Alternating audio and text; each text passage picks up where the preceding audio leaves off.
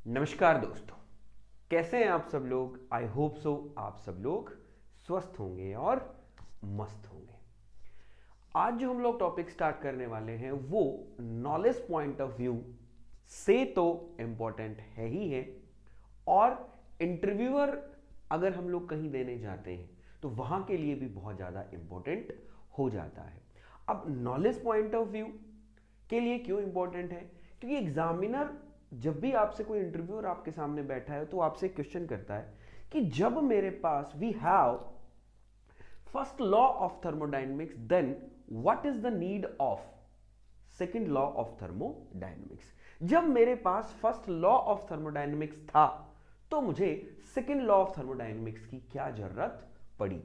और जो semester exam वाले बच्चे हैं वहां भी दैट मीन्स क्वेश्चन आ सकता है कि what are the limitation of first law of thermodynamics, या अगर कोई टॉपिक आ जाए कि what is the need of second law of thermodynamics, तो आपको उसमें लिख के आने हैं limitation of first law of thermodynamics. जब फर्स्ट लॉ ऑफ थर्मोडायनेमिक्स में कुछ खामियां रही होंगी तभी तो आपने कोई दूसरी चीज को सोचा होगा। तो ये आज हम इस वीडियो में डिस्कस करने वाले हैं। तो वीडियो में खूब मजा आने वाला है, एंड तक बने रहिएगा, और अगर अच्छा लगे तो अपने दोस्तों के साथ शेयर भी करेंगे। क्लियर है? चलिए, तो सबसे पहले लिमिटेशन जानने से पहले मुझे एक थोड़ा सा क्विक रिवीजन करना चाहिए फर्स्ट लॉ ऑफ थर्मोडायनेमिक्स का, जो मुझे क्या बताती है। तो अगर मैं आप लोगों को बोलूं कि फर्स्ट लॉ ऑफ थर्मोडायनेमिक्स की स्टेटमेंट कहती है कि for a close system undergoing on a cycle, net heat transfer is equal to the net work transfer। कि आपके पास कोई साइकिल है, उस साइकिल के अंदर कुछ हीट ट्रांसफर्स हैं, कुछ वर्क ट्रांसफर है, तो उस साइकिल के अंदर जितना हीट नेट हीट ट्रांसफर होगा वो एग्जैक्टली इक्वल होगा उसके नेट वर्क ट्रांसफर के। ये हमें किसने बोला? बोला sir first law of thermodynamics. एक बार तो हमने यहां पर लिखा कि sir net heat is equal to net work, तो हम लोग यहां पर एक और चीज बोल सकते हैं कि गुरुदेव हम लोग फर्स्ट लॉ ऑफ थर्मोडायनेमिक्स को, जब ये चीज हम लोगों को पती तो हम लोगों को ये भी हम लोग कह सकते हैं कि फर्स्ट लॉ जो है, बोला गुरुदेव, also known as conservation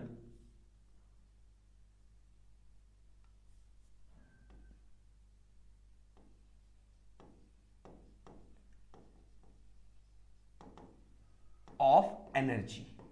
first law of thermodynamics को हम लोग क्या कहते हैं? बोला sir it is the conservation of energy. Conservation of energy का मतलब, बोला sir energy neither be created nor be destroyed, it convert one form to another form. उसको हम लोग फर्स्ट लॉ ऑफ थर्मोडायनेमिक्स बोलते हैं। क्लियर है? तो according to first law of thermodynamics हमने एक ये लिखा। एक और हम लोग देखते हैं कि थर्मोडायनेमिक्स के हिसाब से हम लोग कहते हैं कि sir del Q is equals to what? D U plus में व्हाट? Del W. ये भी क्या है?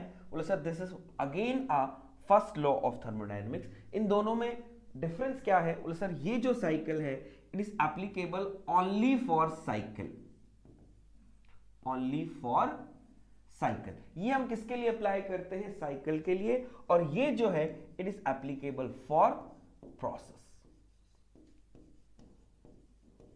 It is applicable for process. Clear है?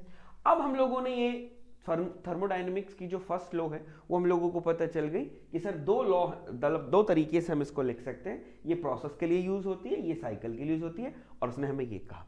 अब जब हमारे पास फर्स्ट लॉ आ गई तो हमें जरूरत पड़ी, हमने सेकेंड लॉ ऑफ थर्मोडायनेमिक्स भी हम लोग पढ़ते हैं, तो बात आई कि sir what is the need of second law of thermodynamics. तो हमारा टॉपिक होगा क्या कि बोले sir it is the limitation of first law of thermodynamics.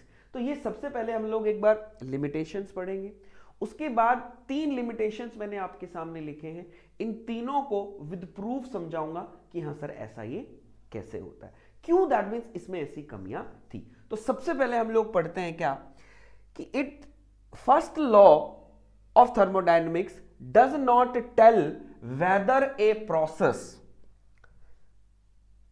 does not tell whether a process is feasible or not।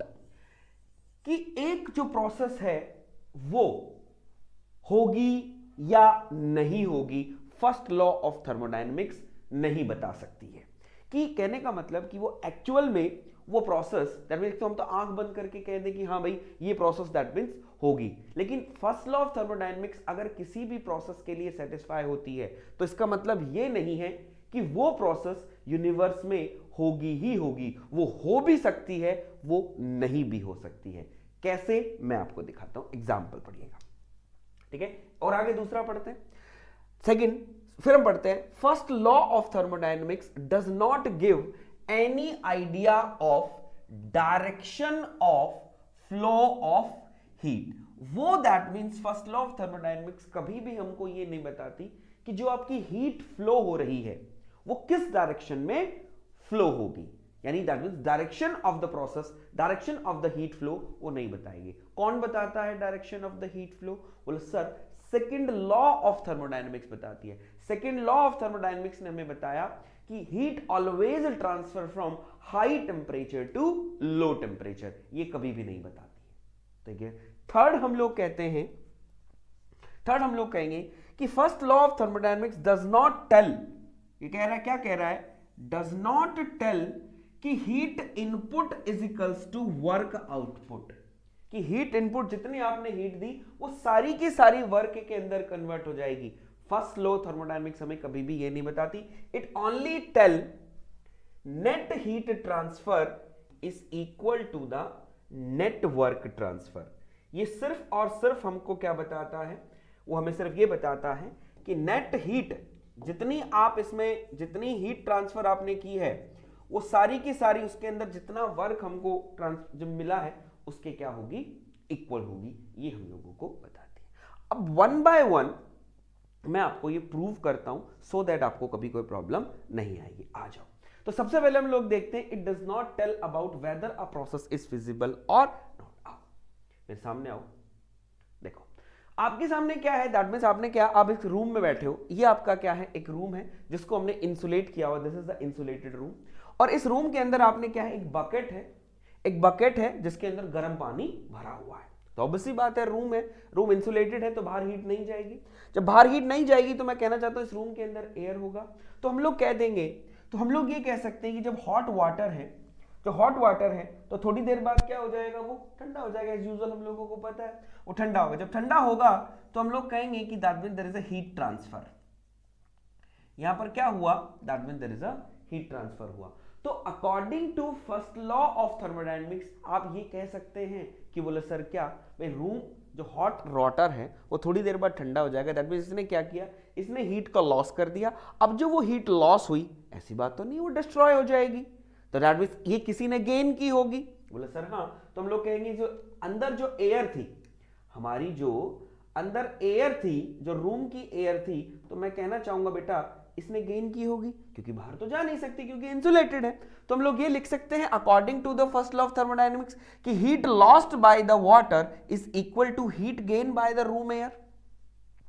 बोले sir definitely हम लोग ये बात बोल सकते हैं। तो according to first law of thermodynamics, तो हम लोग लिखेंगे कि sir according to first law, according to first law ये वाली होगी, ये वाली प्रोसेस होगी, बताइए हाँ या ना। हाँ सर ऐसा हुआ होगा, वाटर ने हीट लॉस की होगी तो रूम ने एयर ने ले ली होगी, तो दैट मींस हम कह सकते हैं कि सर हाँ ये चीज हुई होगी।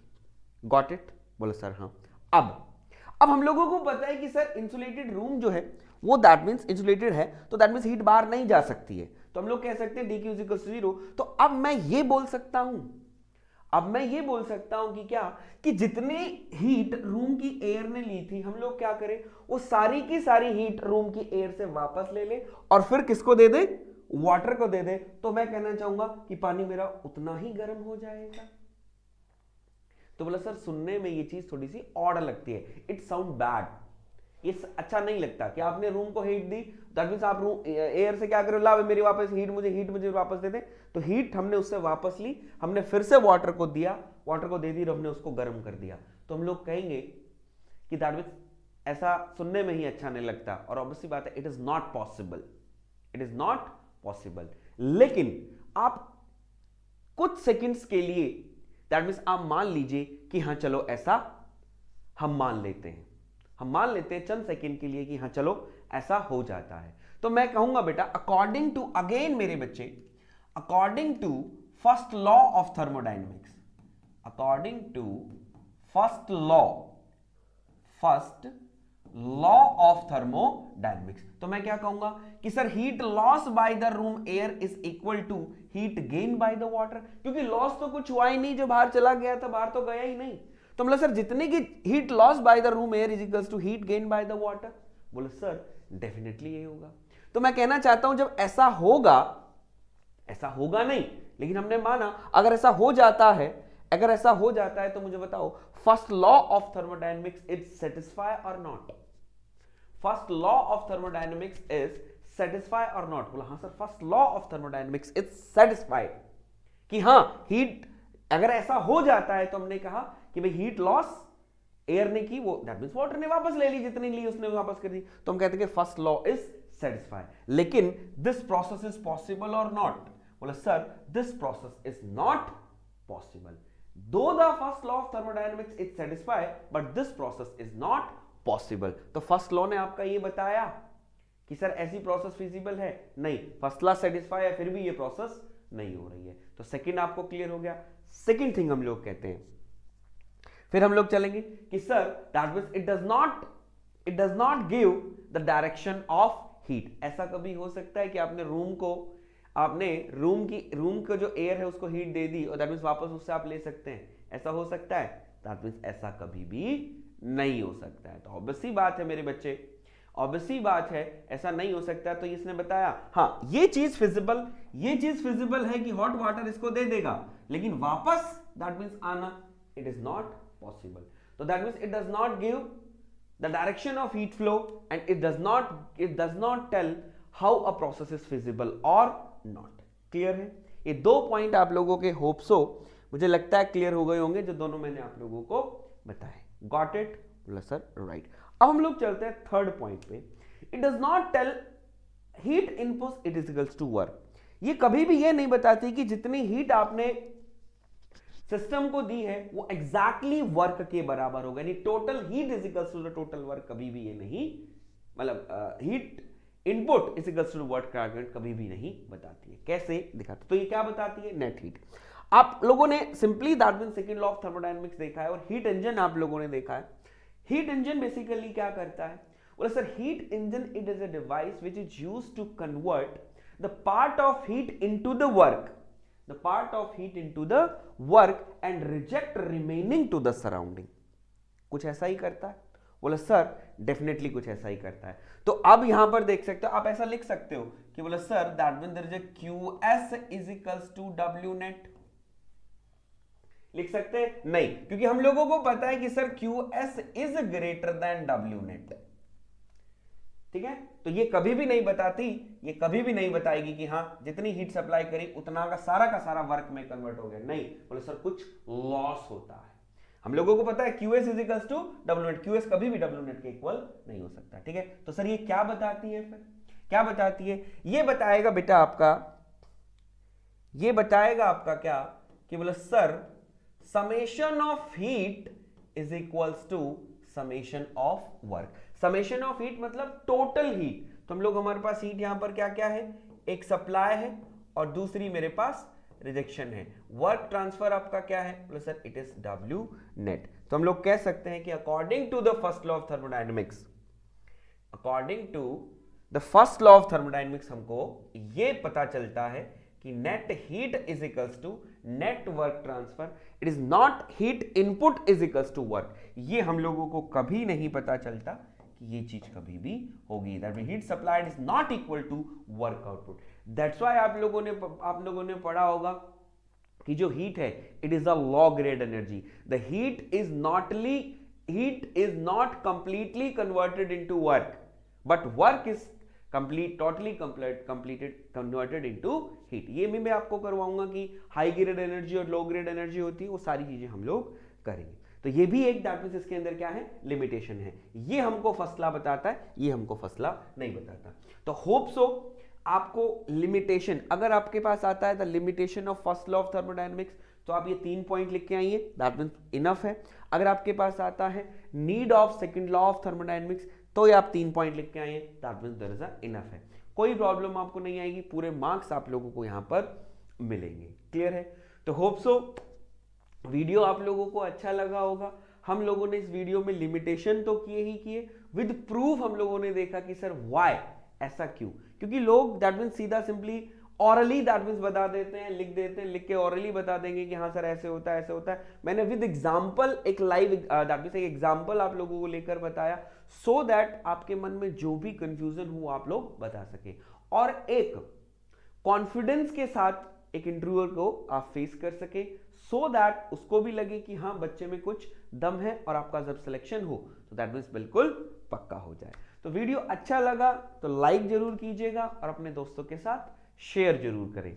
तो मिलता हूं फिर नेक्स्ट वीडियो में, तब तक के लिए राम राम, नमस्कार and thank you so much.